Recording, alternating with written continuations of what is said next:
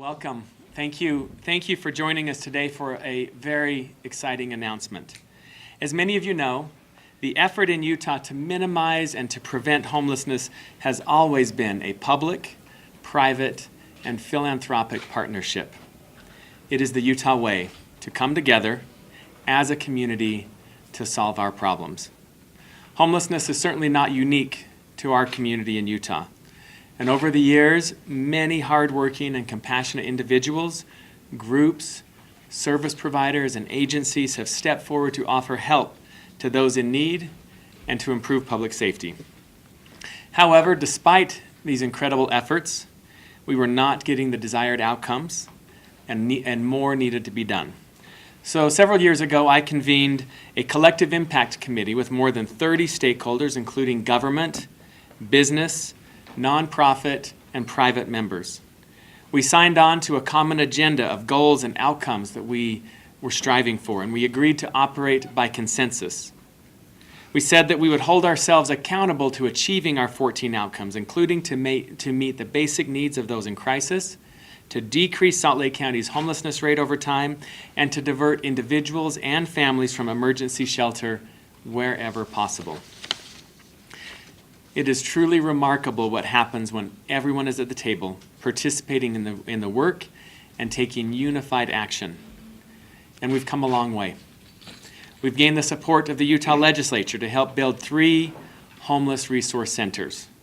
However, today is not about buildings. Today is about the private support that we know we need in order to put programs and staffing in place to get our 14 outcomes to minimize and prevent homelessness. It's a model that I'm absolutely certain will help to get people back on their feet and on a path towards self-reliance, and at the same time fit well into the neighborhoods and communities. Gail Miller has been an inspiration to me and to many of us, and she has been as constant as the North Star in her dedication to the collective impact process and helping people to lift themselves out of poverty and homelessness. She's participated in dozens of meetings and lent her voice, her experience, and her passion for giving back to this community effort. Today, together with members of her family, she will talk about another facet of her and her family's role in addressing homelessness. So I'd like to invite to the podium the Miller family.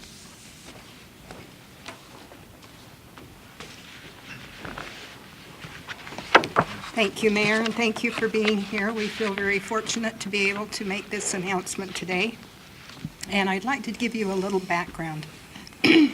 Several years ago, when I was asked by Mayor Ralph Becker to co-chair a commission on homelessness, I agreed with the understanding that I would not just be a figurehead, that I would be able to do some of the work. Believe me, we did a lot of work.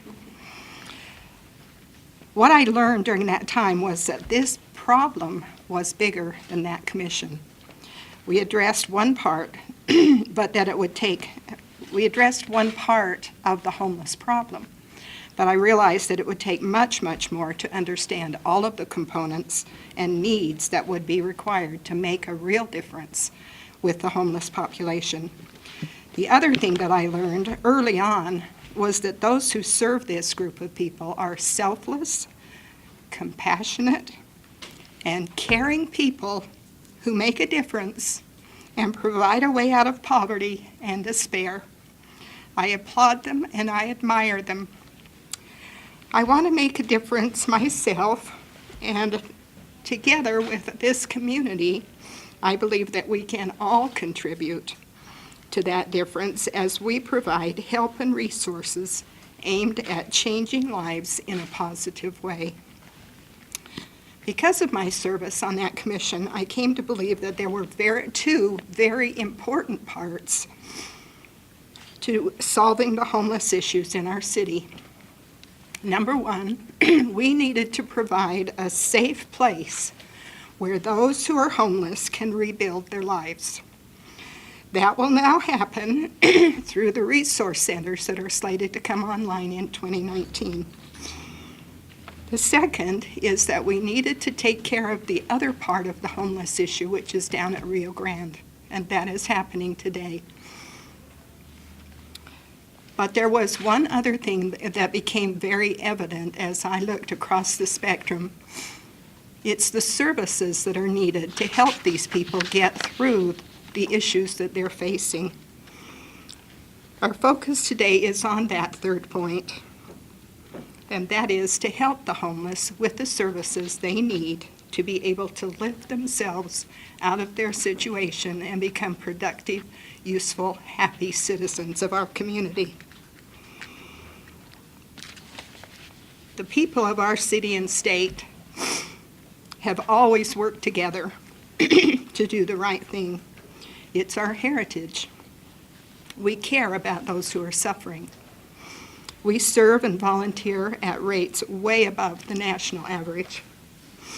We have a can-do attitude and a willingness to do and tackle whatever the big problems are. We can't afford to turn our back on the homeless and those who are less fortunate. We cannot afford to sacrifice the future of the children affected by homelessness.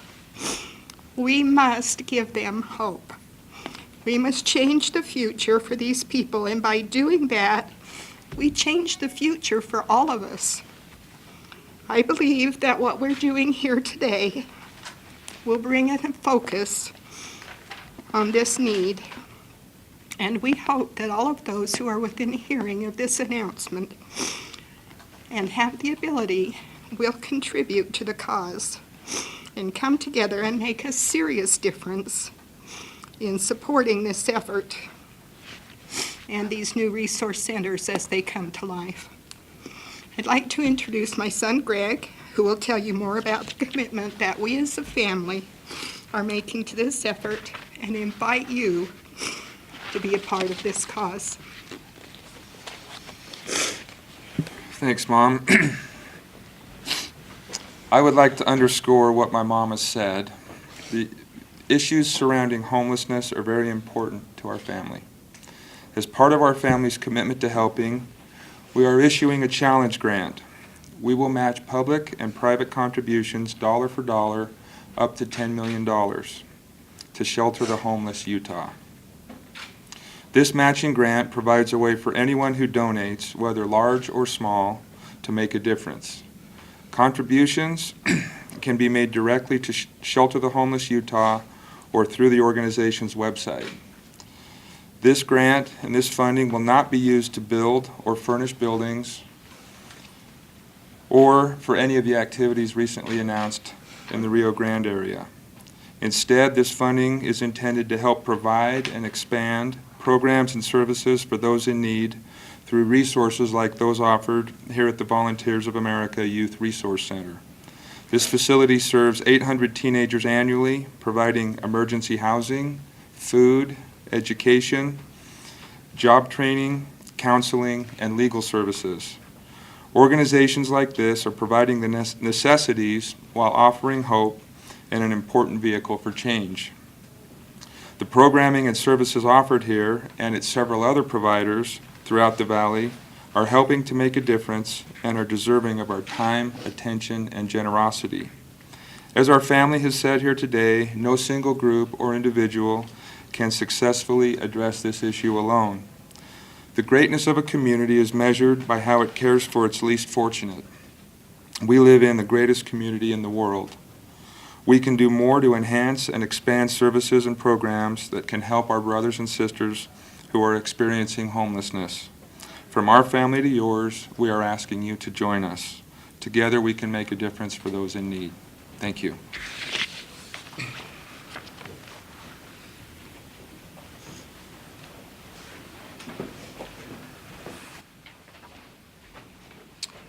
Well, good afternoon, and thank you for being here for this occasion. It's so heartwarming to work with the Miller family and a group of people who have really set a high bar for this community to follow, yet one that is so important, a constant reminder that we are all in this together and that we have to show up for one another. And thank you, Gail, and your entire family for this generous gift and for the example you continue to set. I am very grateful for how thoughtful your generosity is and the way it will energize this community to be a part of the solution for those who are experiencing homelessness. The money raised will go to fund the heart of the new resource centers, the programming, and staff the facilities.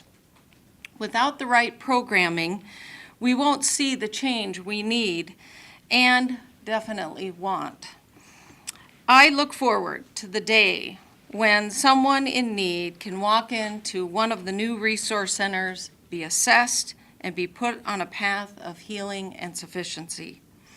But we have a lot of work to do, and frankly, a lot of money to raise. So I ask everyone in this community, if you care about this issue and you want to be a part of the solution, take advantage of this incredible, generous act on behalf of the Miller family and donate. Let's make sure we match every dollar that is being provided by the Miller family. And I, for one, will be the first to say, you can count on a match from me. So thank you, and thank you everyone for being here. If you want to donate, please go to homelessutah.org and make sure you make your voice heard and be a part of the solution. Thank you.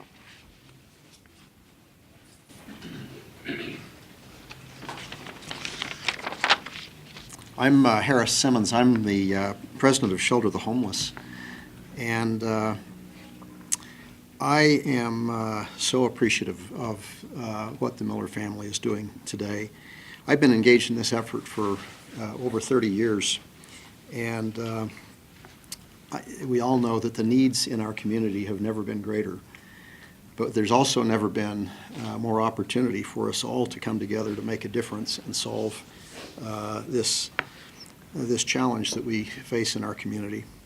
I've been really inspired to see a lot of people in government and the private sector, great families like the Miller family, come together to tackle a problem in the way that we do things here in the state of Utah. If anybody can solve this, it's a problem across the nation, in every major city across the nation. This has become a big issue. And if anybody can show the nation how to solve this, we can do it here.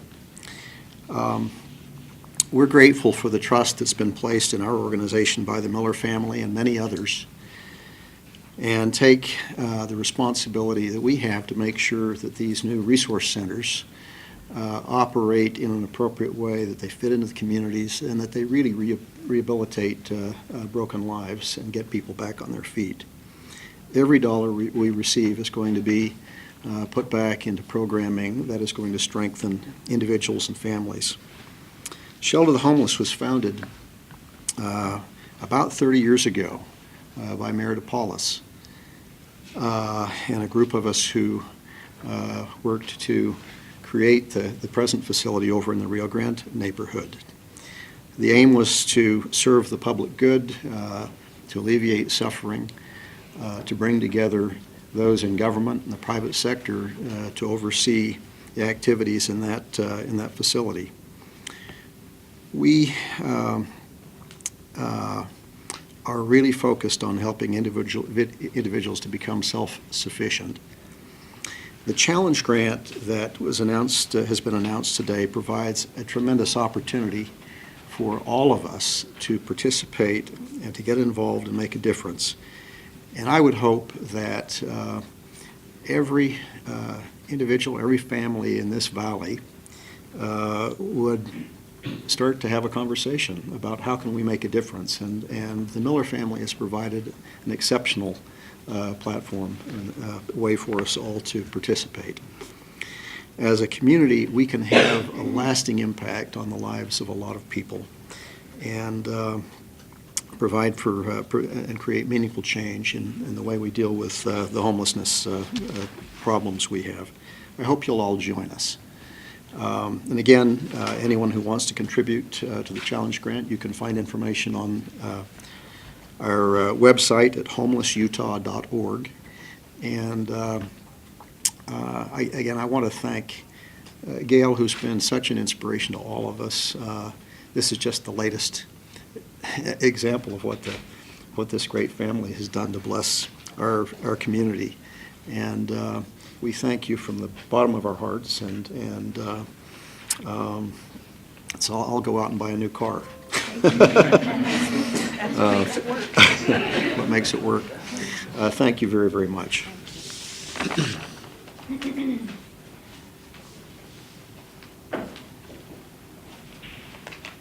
Hi, I'm Kathy Bray. I'm the President and CEO for Volunteers of America Utah, and I welcome you to our Youth Resource Center, the first resource center that has come up and running in our community to help support the collective impact efforts of all of us. So I want to share a couple stories about operational funding and what that means and how it looks in action. So first of all, Gail, I'm just so grateful to be your partner in the Miller family. Your generosity makes it possible for us to bring the services to the people who need it. The other day I was in the youth center downstairs and there was a staff member with a first aid kit open, and there was this young man who was sitting there with his socks and shoes off, and another homeless youth said, "Yeah, he gets blisters." And I said, "Oh, okay, what's going on?" And they were figuring it out, and what it was is his shoes were too small.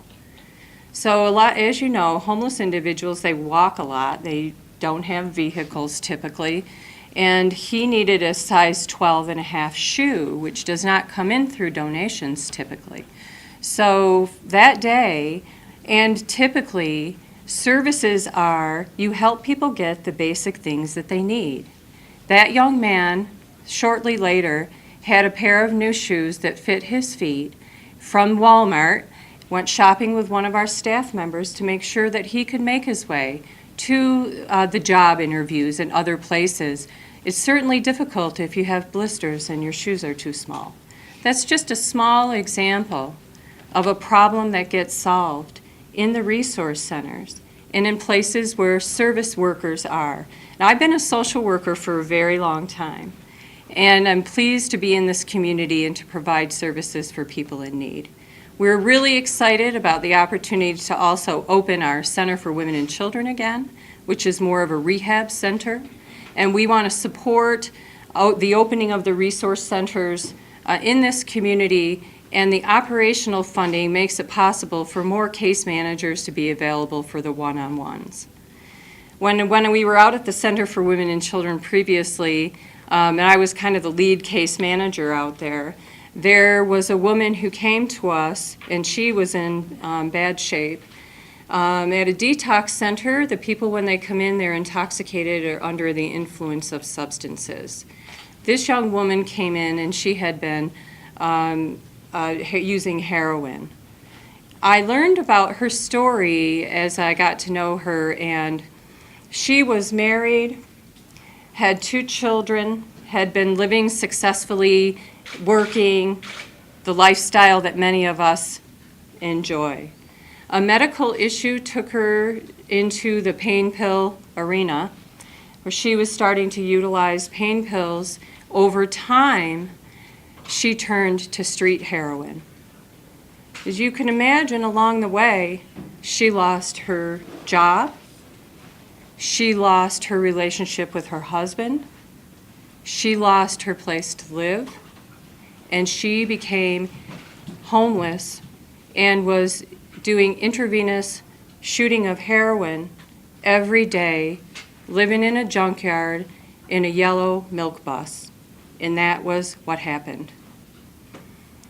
Then you come into a resource center, like our Center for Women and Children, and you have an opportunity for something to happen in your life where you can go back to a healthy place. This woman stopped using heroin. She stayed with us for a period of time. We supervised her, which means you have 24-hour staff on duty.